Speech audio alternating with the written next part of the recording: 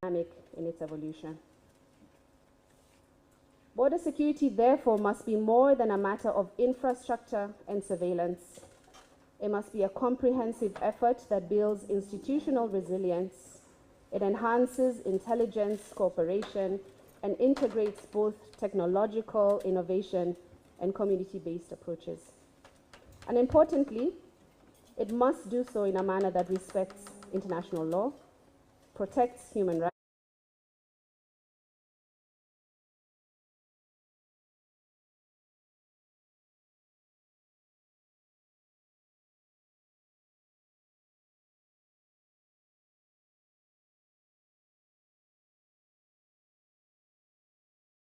more effectively to prevent cross-border movements of terrorists and their resources and to foster international cooperation. This includes enhancing passenger and cargo screening, promoting advanced data systems, and expanding the use of Interpol and other information sharing platforms.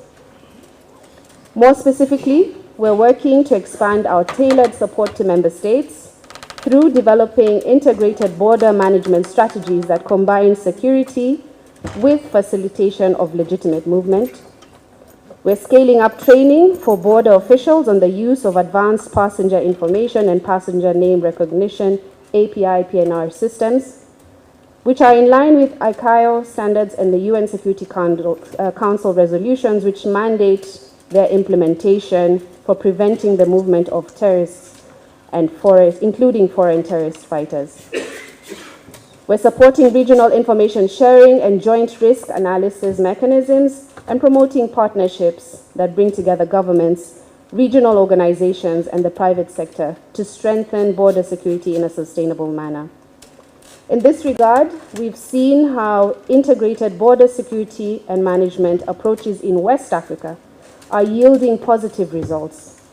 They're enhancing coordination amongst agencies, pooling resources, and streamlining the flow of information across borders. These lessons can serve as useful models for East Africa, where similar approaches could be adapted.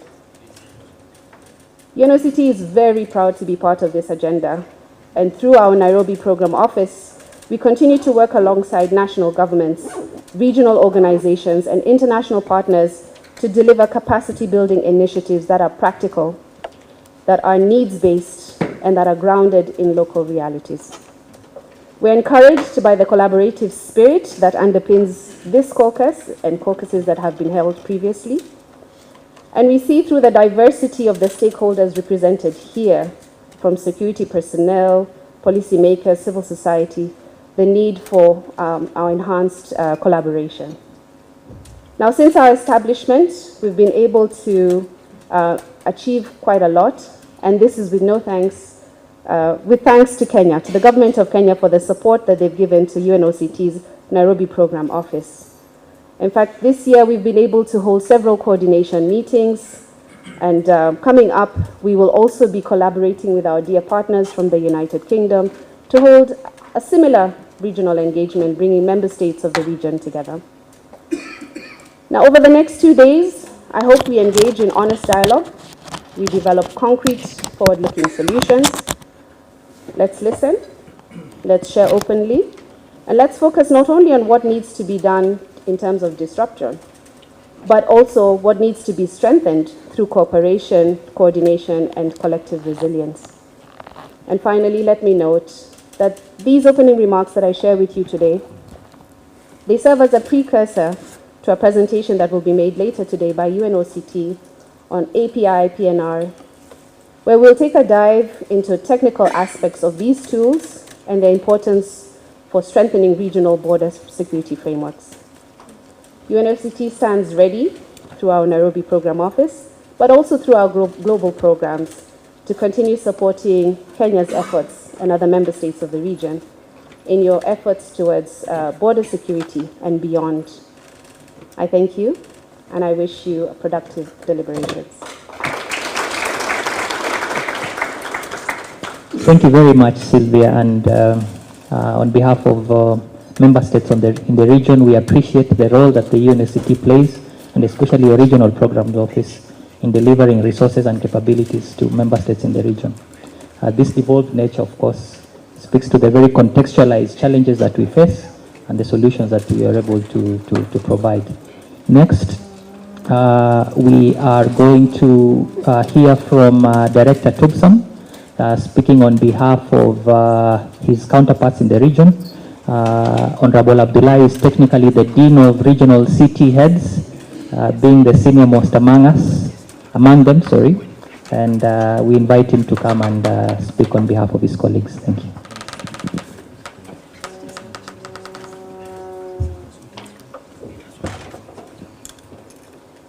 Excellencies,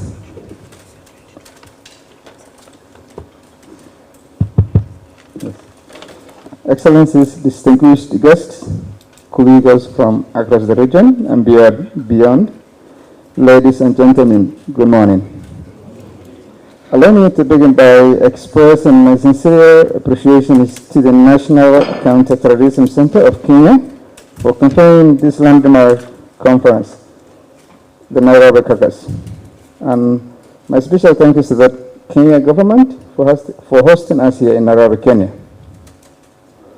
The Nairobi Caucus platform has become a beacon of cooperation, symbolizing our collective determination to confront and overcome the challenges of terrorists that continues threatening to our region. Excellencies, for more than 2 decades, our region has endured cycles of violence driven by terrorism. Both local and foreign fighters have systematically undermined stability, threatening peace, security, and the development of our nations. Today, both Al-Shabaab and Daesh remaining the most significant lethal terrorist organizations with a presence across our region and beyond. It is against this backdrop that the theme of this year's caucus, enhancing border security to data and disturb terrorism movements, assumes great importance for all member states of our region. Excellencies, in 2023, the Somali government, with the support of the regional and international security partners, launched decisive military offensive targeting Al-Shabaab core stronghold, and this operation has reclaimed an estimated 400 kilometers of strategic territories, severely disturbing the group's logistical network and recruitment pipelines, and also more than 3,000 fighters, including high-value targets, were neutralized and substantial caches of weapons and vehicles were destroyed. Equally critical was the success in disturbing terrorist financing, and Shabaab's long-standing reliance on extortion, illicit taxation, and forced zakat collection was curtailed. With the losses of checkpoints, markets, and revenue sources of the group's income fell or decreased nearly 35%, significantly undermining its operational capacity both inside Somalia and across the border. This campaign, among the most intense since Al-Shabaab's emergency 2 decades ago, would not have been possible without the steadfast support of the neighboring states and international partners. And this demonstrates beyond a doubt that it is indispensable the value of regional alliance in confront such transnational threats. However, since the beginning in 2005, we have witnessed that Al-Shabaab renewed the terror attacks as the group seeks to retake the territories lost in 2023 and 2024. And even more concerning are its growing transactional ties with the Houthis in Yemen. This link is based not on ideology, but on the exchange of weapons, explosives, and technical experts.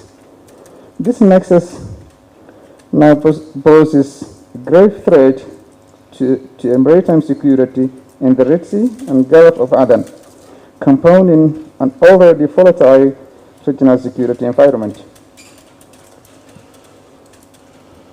Meanwhile, the so-called Islamic State in Somalia have shown resilience for the past decade. ISIS has primarily operated in Somalia, facing financial struggles, clashes with Al-Shabaab, and targeted airstrikes. Yet, by early 2024, estimated placed its strength at 1,200 to 1,500 fighters, the majority being from Africa and Middle East.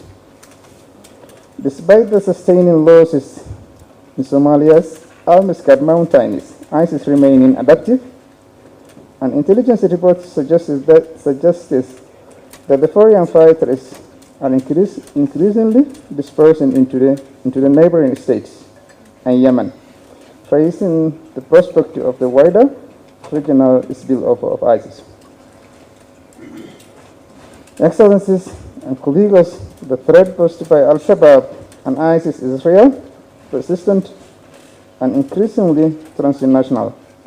Their adaptability and their revolving criminal networks and their sustained capacity of violence underscores the urgency of sustained regional coordination.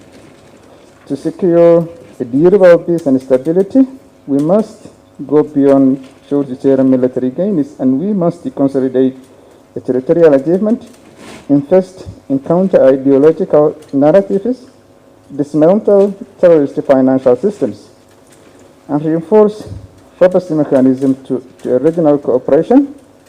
Only through a comprehensive multidimensional approach can contain and ultimately defeat the threats.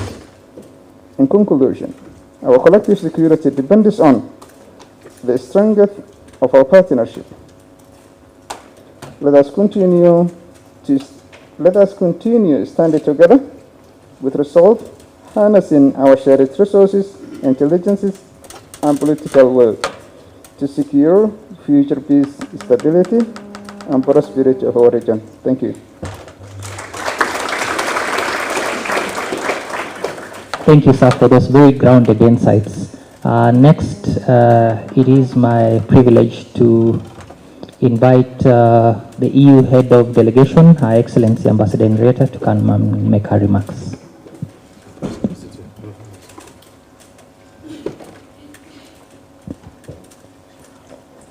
Good morning, dear ladies and gentlemen. Excellency Dr. Raymond Omollo, Director TUPSAN, Director UNOTC, Director NCTC Kenya, and distinguished experts, ladies and gentlemen. It is both an honor and privilege to address this distinguished gathering at the 4th Nairobi Caucus.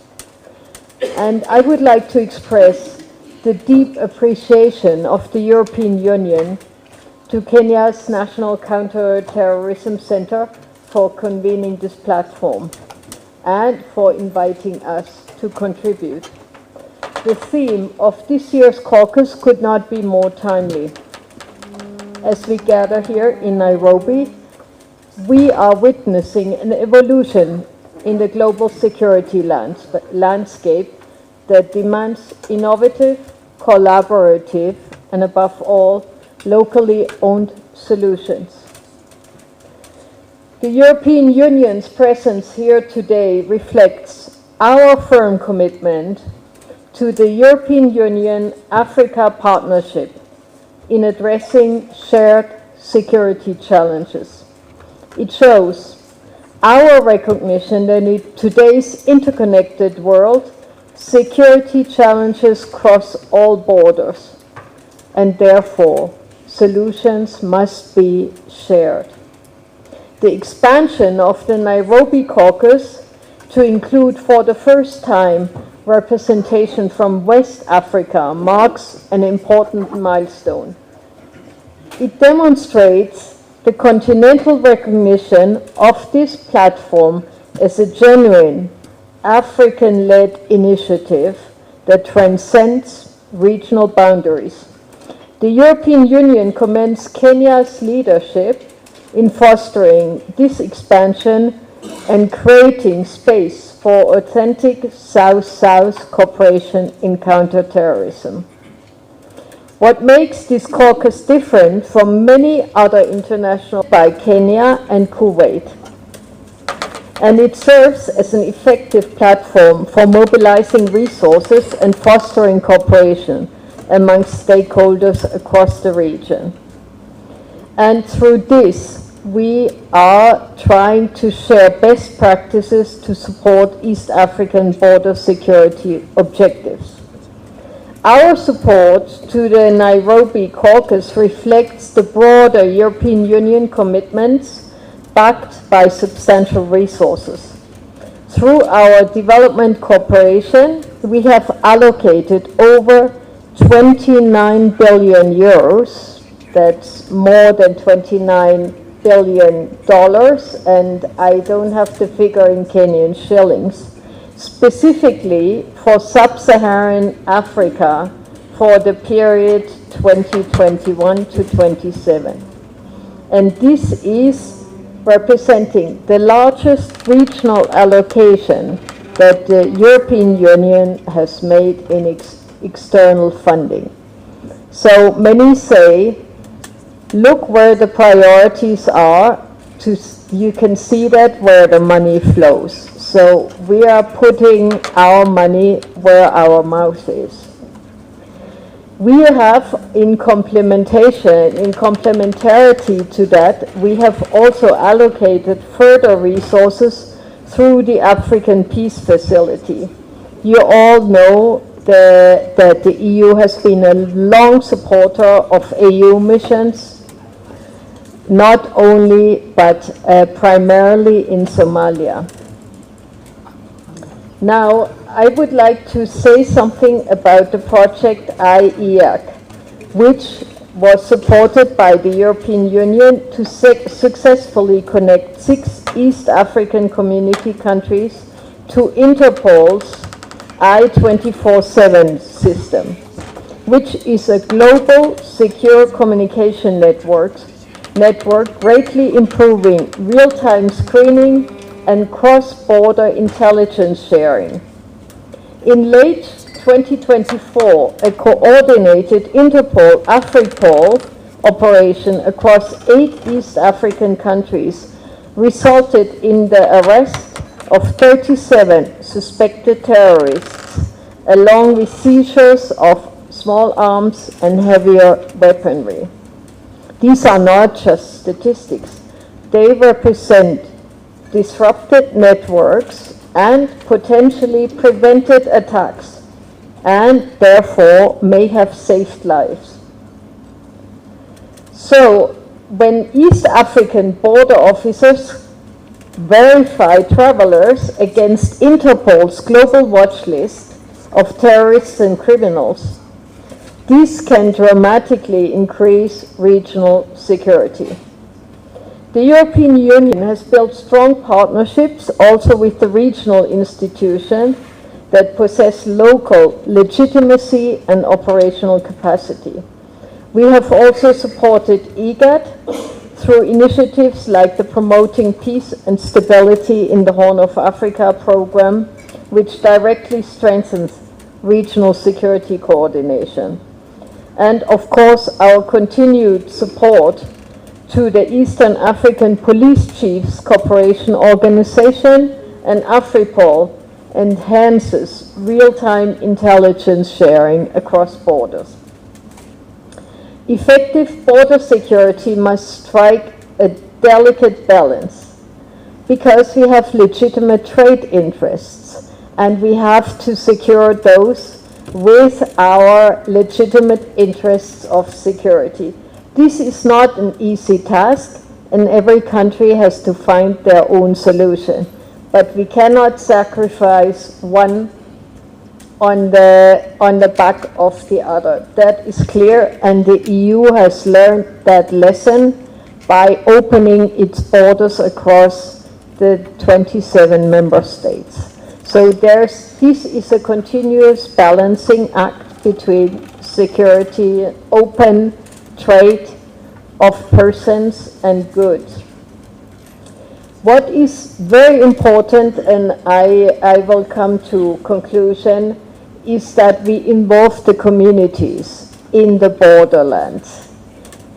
As I said before, they are very important part of the equation. Without the support of the community, security forces stand really isolated. And with buy-in of the communities, they can help with early warning and working hand in hand with the security forces. If they work against the security forces, we have lost already. We need their buy-in. This is very key. And that also needs development. Without socio-economic development, you will not be able to get the necessary buy-in. When we talk about borders, we very easily get into a temptation to look at land borders, but we have sea borders as well. So nowadays, there is a lot happening in terms of trafficking at sea, be it drugs, be it illegal migrants, be it human trafficking, you name it. And of course, we know in East Africa and West Africa also piracy is an issue. And whatever is, let's say, organized crime, we know there are connections to terrorist financing as well. So we have to keep all of that on our radar screen. And the EU has worked especially in East Africa, but also West Africa, to disrupt those networks through Operation Atalanta, for example, or EU Cup Somalia. So I will not go into details here, but just looking forward, I would like to say that we are looking forward to first strengthen institutional coordination within and between states. Second, leveraging technology as a force multiplier. I don't want to go into details on that because you're all experts. But we have to use everything at our disposal, including satellite monitoring and the cybersecurity space tools, and we have to share these resources. Third, fostering the community-centered approaches. I already talked about this. Local population should not be disregarded, and their contribution can be immense. Fourth, strengthening of judicial and prosecutorial capacity. So, of course, security is nothing if there is no follow-up with interdiction and prosecution. So we need to work together also in this area across borders. Fifth, addressing the nexus between development and security. I already talked to that. So, concluding here, I think we have more than just a conference. We have a vision for cooperative security. And we need to expand that if we want to be successful. The European Union has long seen the products and the fruits of this transboundary collaboration. First within the European Union, and then beyond. And we know also, and we are firmly convinced, that the European Union's security depends largely on the security you have in the other regions.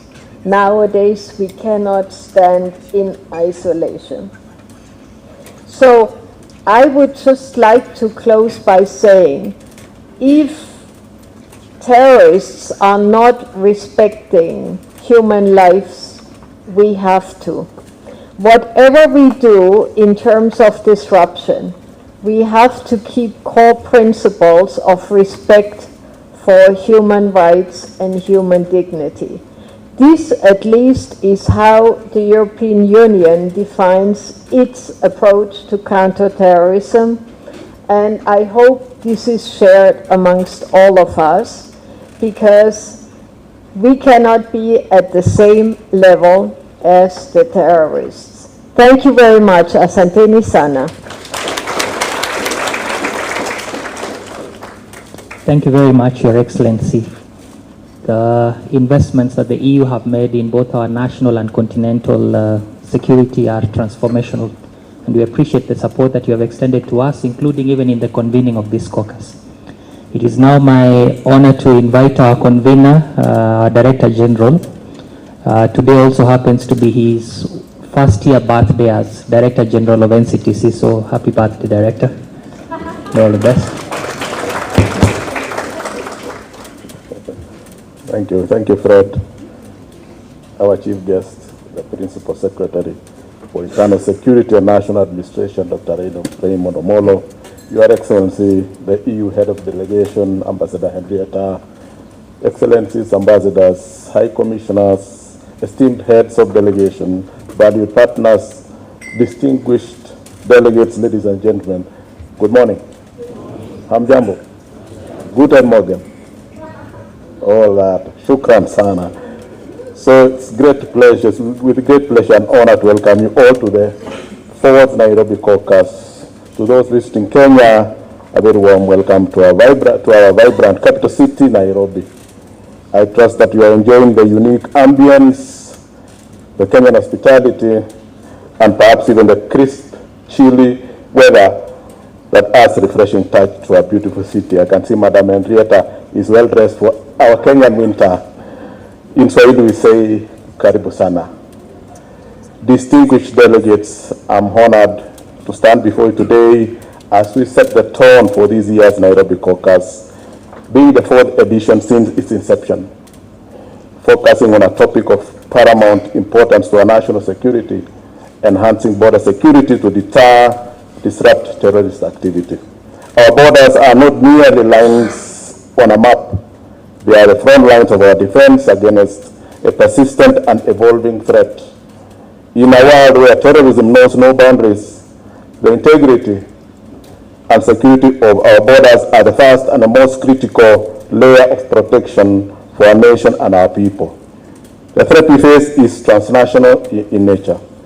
Terrorist organizations exploit porous borders, sophisticated travel networks, and modern technology to move personnel, financing, and weapons. They seek to evade detection and exploit weaknesses in our security architecture. The challenge is immense, but so is our resolve. We recognize that a fragmented approach to border security is a failed approach. Ladies and gentlemen, the National Counterterrorism Center, Kenya, is coordinating mechanism to counter-terrorism efforts, the counter-terrorism efforts in the country in order to detect, deter, and disrupt terrorist acts as well as to prevent violent extremism. In the same breath, the center is at the forefront of strategically coordinating the entire spectrum of terrorism, ranging from radicalization, violent extremism, terror financing, and the linkage with transnational organized crime. The success of our efforts hinges on a whole-of-government approach and a whole-of-society approach that fosters seamless collaboration among all agencies and stakeholders. We are grateful indeed, Ambassador, for the support the EU has given us. We are now in the process of launching the second phase of the EU support this financial year for the next 4 years, and courtesy to the support of the EU. Very grateful indeed, and I think you've spoken it well, soft programs across this country. And I must thank the PS before he became also his position. In the first phase, he was very instrumental in Kisumu, rolling out, and those programs, sir and your excellency, are still alive. And I was telling the PS, these are things we are sustaining for the support during the phase 1. Even in Mombasa, we're doing livelihood support and all that. And we commit as a center to carry on and make those programs alive. So we're grateful indeed, together with Kuwait, under the East African Working Group. We're always together. They convene conferences in Kuwait, we go there. We convene in Nairobi. They really support us to roll out some of these soft approaches, where government is at the lowest level of society. Livelihood support, early warnings, policy and practice, and all those things under our NSP-CBE program that we are rolling out. Even UNDP, the support of UNOCT has been massive. We are now rolling out also together with the UNDP soft power programs with the KOICA, Korean International Agency, across the country. And we're really relying on support of the EU and even the PS himself under the Ministry of Interior. That infrastructure is what we are thriving on as a center. And we are really grateful indeed. So today I want to highlight 3 key points in reference to this year's theme.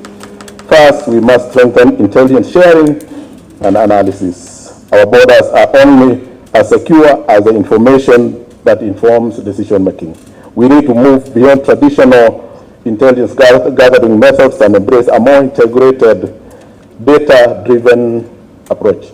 This includes real-time intelligence sharing among domestic and international partners, leveraging advanced analytics to identify patterns of terrorist travel, and utilizing biometrics to create a more robust system to identify verification.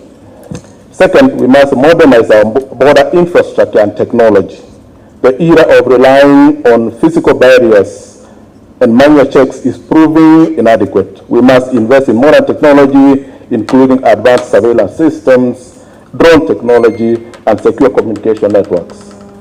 These tools allow us to monitor fast and often difficult terrain, detect threats from a distance, and respond with speed and precision.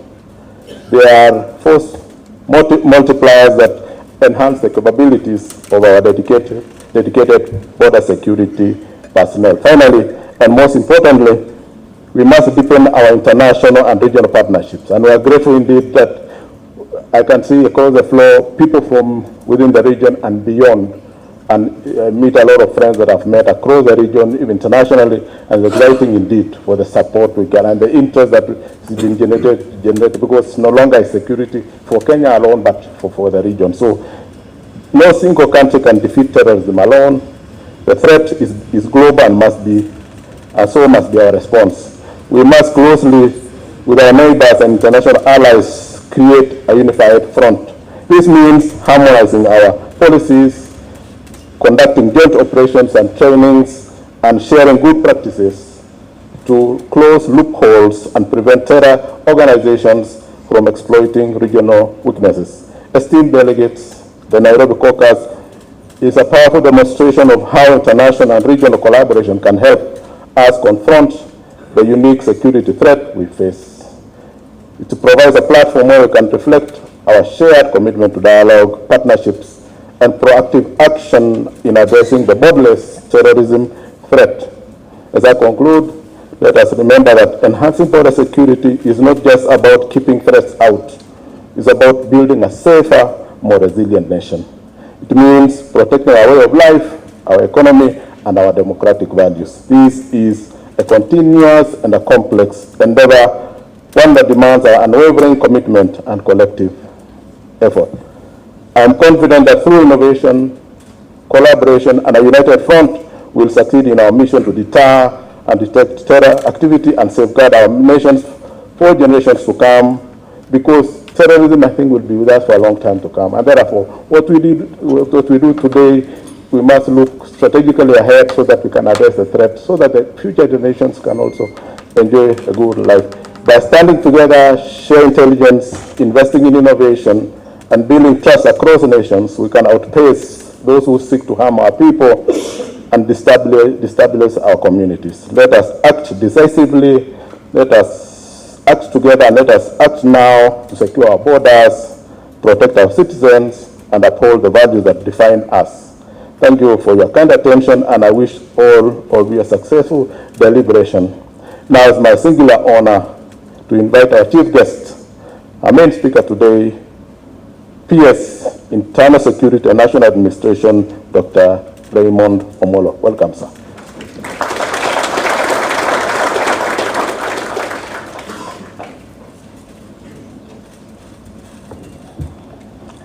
Thank you, DG.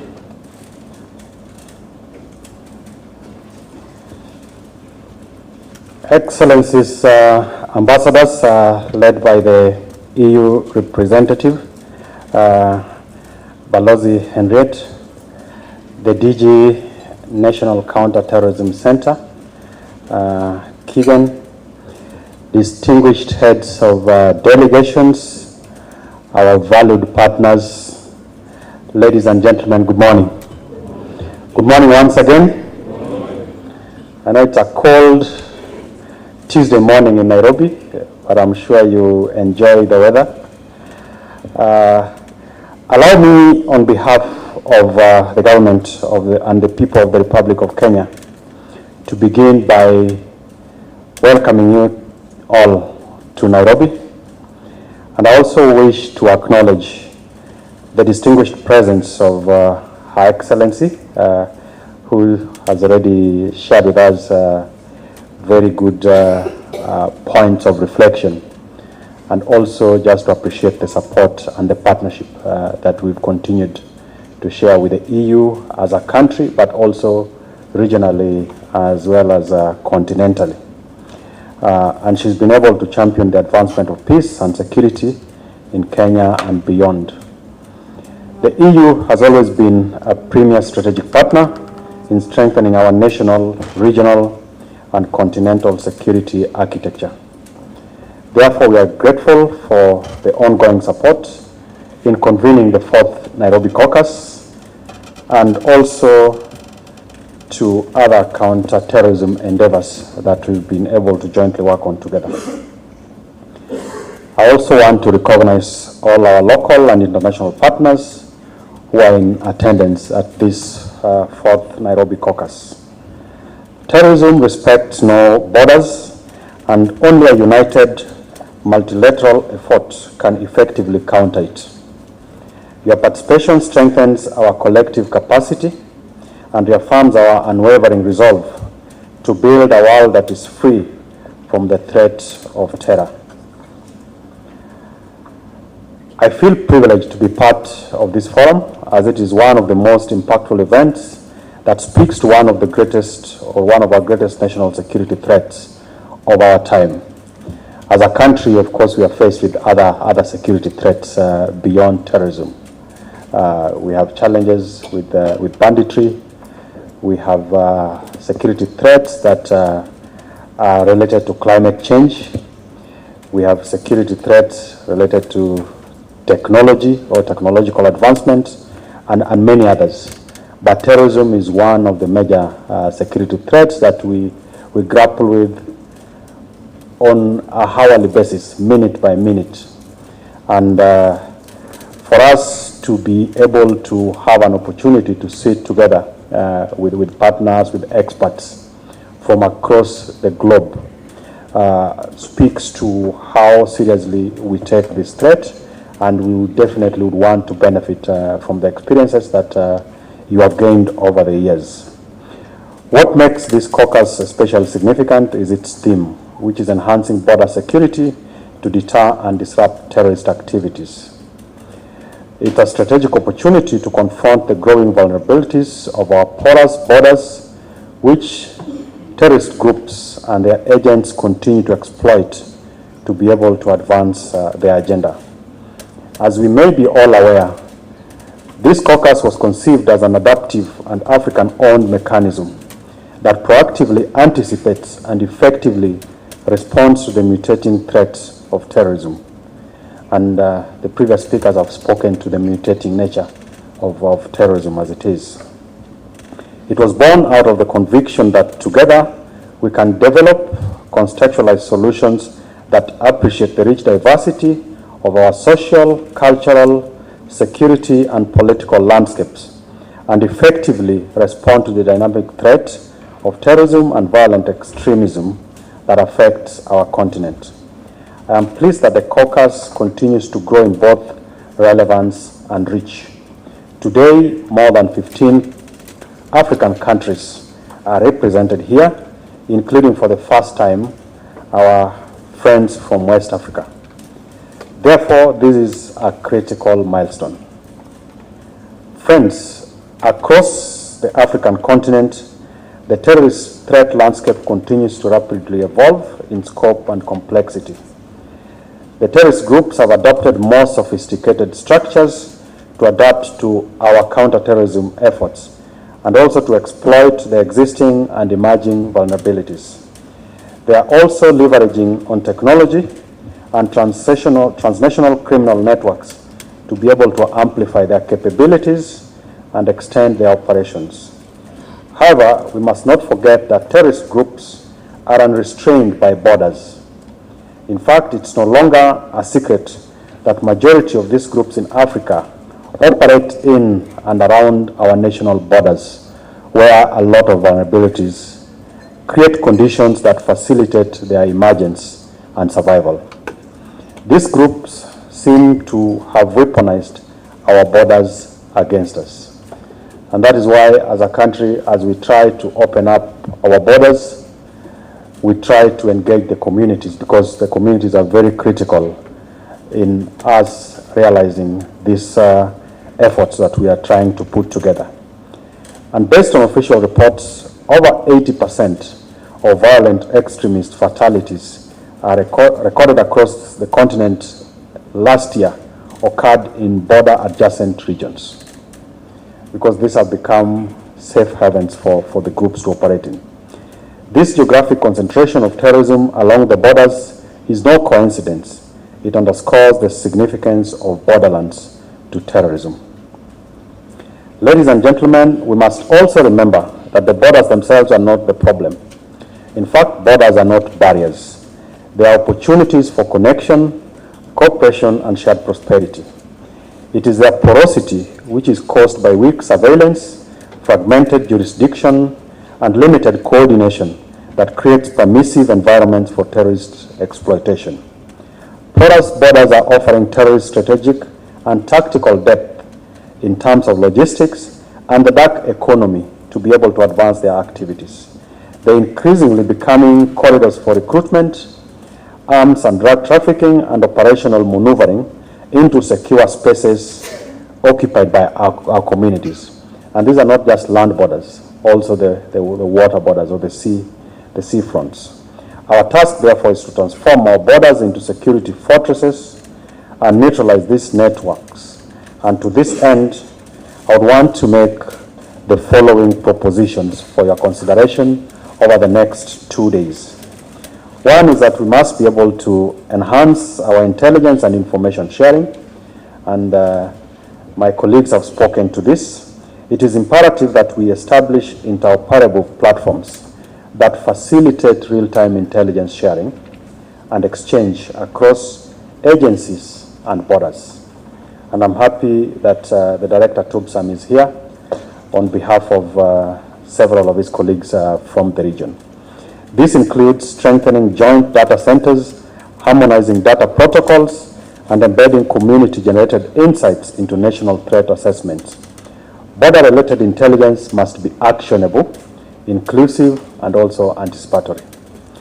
Number two is we need to leverage on technology so that we create smart border infrastructure. And our friend from UNOTC has spoken to some of this, including the ones that we are doing with our teams at immigration and the border management teams in terms of passenger identification, the recognition, and also what Interpol and Afripol are doing to be able to help us in managing the movement of people. Now, this infrastructure must be complemented by trained personnel and institutional framework. so that then there is accountability as well as responsiveness. One of the biggest challenges we face over time is lack of capacity amongst either the law enforcement officers or the different agencies. So we really need to find a way to collaborate better and also to institutionalize capacity building and development. Number 3 is that we need to empower the border communities and integrate them to be part of the early warning systems. An ambassador has spoken to a number of programs as well as the soft programs that we are undertaking, particularly with the border communities, so that they feel part of all these efforts. These communities are not just passive observers. By integrating them into early warning systems through livelihood support programs and civic education initiatives, we build trust and resilience from the bottom to the top. Number 4 is that we must be able to create and institutionalize cross-border cooperation mechanism. It's self-evident that joint task forces, shared patrols, and coordinated response protocols with neighboring states are effective when well implemented. Our borders must therefore reflect a shared commitment to peace and mutual protection through structured and sustainable frameworks that are contextualized, innovative, and responsive. And when we began, we listened to the Kenyan national anthem, then we went to the East African anthem and the African or the AU anthem. And the common theme that was running in all those anthems is the need for us to be one united people, and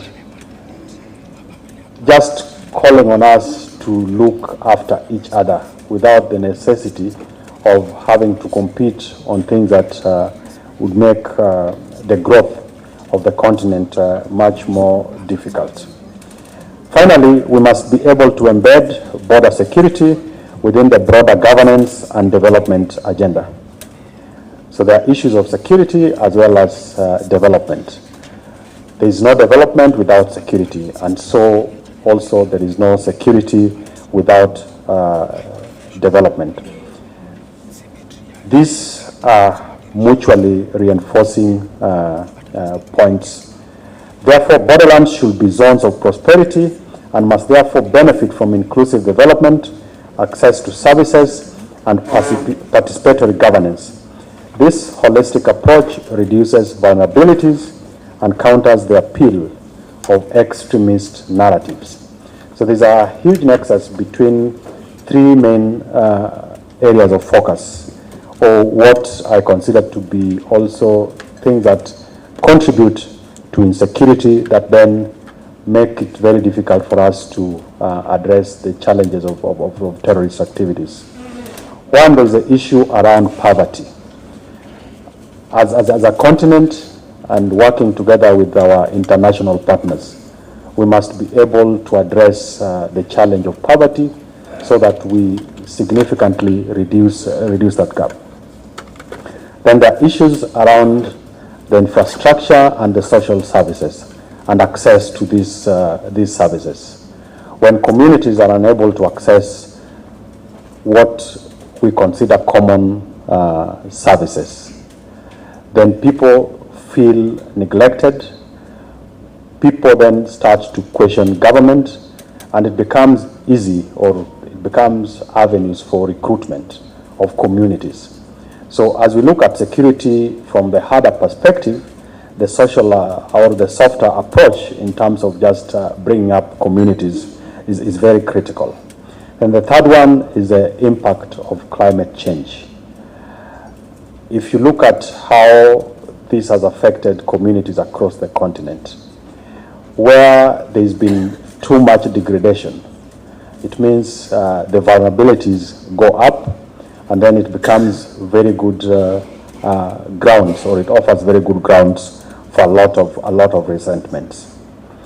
So, ladies and gentlemen, as I conclude my remarks, I would want to invite you to consider these propositions in your broader conversations over the next 2 days, and look forward to receiving some of the the feedback in terms of outcome documents for us to be able to engage further, and also for us to be able to look into ways of intervening.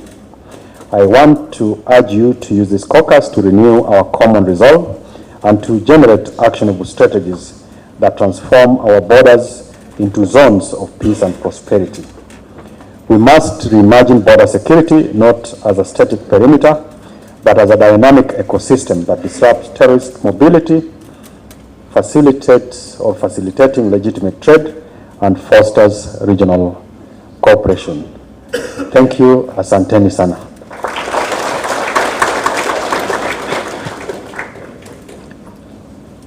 Thank you very much, PS, for those insights that then shall act as a beacon as we discuss over the next 2 days. Colleagues, we are going to take a group photo. We shall take 2 group photos. One shall be taken in here that shall attempt to cover everybody that is present, and then we shall have a second group photo that shall.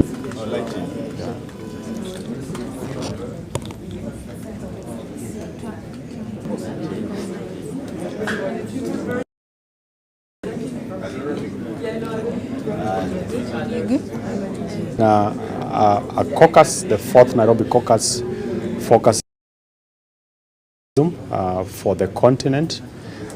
We have been joined with a number of partners, with the leading partners. Primarily, we're just looking at how to progress the fight on how we can be able to navigate the mutating face or nature of terrorism. So issues on how to share intelligence, how to share resources, how to build capacities, and then also looking at the softer issues around of building social amenities, dealing with infrastructure, but also respecting democracy across the countries. And maybe lastly, just to say that for the first time, this caucus is bringing on board who are also sharing in part of this caucus. Thank you. Balozi. So let's hear from Balozi first. Good morning. I'm the European Union Ambassador Omollo. The European Union has been strongly supporting, particularly here in Africa. So we're very happy that this Nairobi Caucus, the fight against terrorism, cannot about the new forms of terrorism, including using the latest technologies in terms of cyber, satellite. So I'm very happy that all these experts come together, and PS Omollo was saying, if we do not work together and as a continent in Africa, no hope of eradicating the scourge of terrorism. Security in Europe without security and in other regions. That's why we are facilitating those cooperative spaces, adequate and online information share, disrupt activities, and we had already joined terrorist operations. So we hope cooperative space in the next 2 days will make connections operating in the countries, because it's and actors within the country speak to each other is most important. There's no security. We're strongly supporting also soft like borderlands economic, socio-economic development to strengthen fragile communities, also enable the communities to work together with security forces. Communities security cannot operate successfully. That this is a very important issue that deserves full support. 2 days will bring a lot of added profit to all the security operators across